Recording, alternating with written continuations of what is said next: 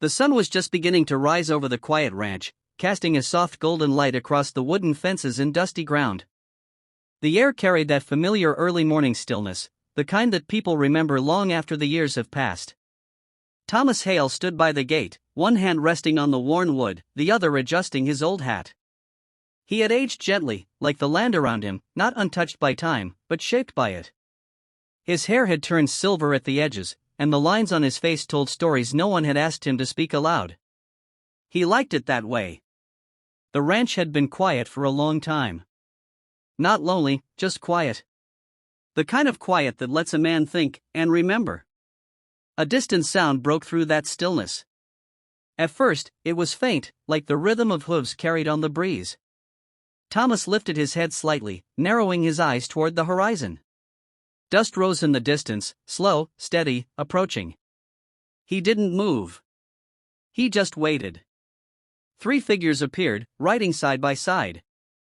As they came closer, the morning light revealed them clearly.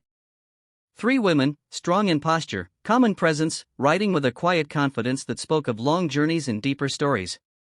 The one in the middle rode slightly ahead. Her dark hair flowed gently behind her shoulders, and there was something familiar in the way she held herself, something Thomas hadn't seen in many years, but had never quite forgotten. He straightened just a little. The horses slowed as they reached the gate. The woman in the center met his eyes, and for a brief moment, neither of them spoke. Then she smiled. Not wide, not loud, just warm. Like someone returning home after a very long time. "Thomas," she said softly. Her voice carried memory with it. Thomas exhaled slowly, almost like the wind had been knocked out of him, but not in a painful way. More like something long held inside had finally been released. "Lena," he replied, his voice quieter than usual. The 2 women beside her, Mara and Eliza, nodded respectfully. Their faces, too, held recognition, though softer, as if they were remembering from a distance. Thomas opened the gate without a word, stepping back to let them enter. The horses moved through slowly, their hooves pressing gently into the earth. The sound was steady, grounding. For a while, no one spoke. And that silence, it wasn't uncomfortable. It was full. Full of years. Full of things that didn't need to be said right away. Finally, Lena dismounted. The others followed. She stepped forward, stopping just a few feet from Thomas. 10 years, she said quietly. Thomas nodded. Feels like yesterday, and a lifetime ago at the same time. A faint breeze passed between them, carrying the scent of dry grass and wood. You helped us, Lena continued. When no one else would. Thomas looked down for a moment, then back up. You needed help. That's all. Mara smiled gently. Not everyone sees it that simply. Thomas let out a small breath that almost turned into a chuckle. Maybe they should. There was a pause. Eliza stepped forward slightly, her expression thoughtful. We never forgot, Thomas. Not one day. He shifted his weight, a little uncomfortable with the attention. You don't owe me anything. Lena shook her head slowly. This isn't about owing. Her voice softened even more. It's about choosing. Thomas frowned just slightly, not in confusion, but in curiosity. Lena took another step closer. Her eyes held a calm certainty, the kind that only comes from years of reflection.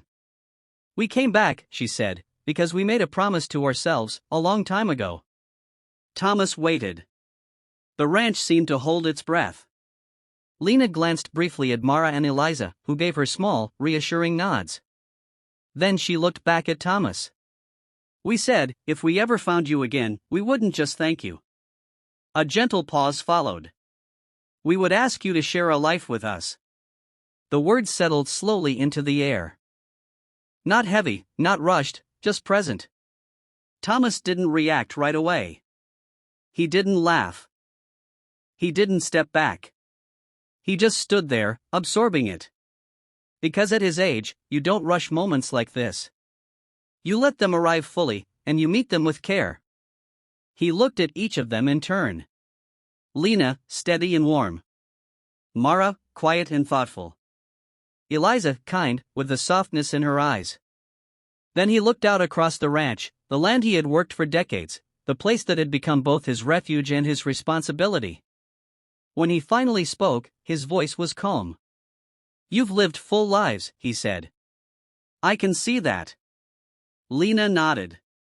"We have. And now you've come back, not out of need, but by choice." "Yes." Thomas smiled faintly. "That means more than you know." He rested his hand again on the wooden gate, feeling its rough texture beneath his fingers. "I've spent a long time here," he continued.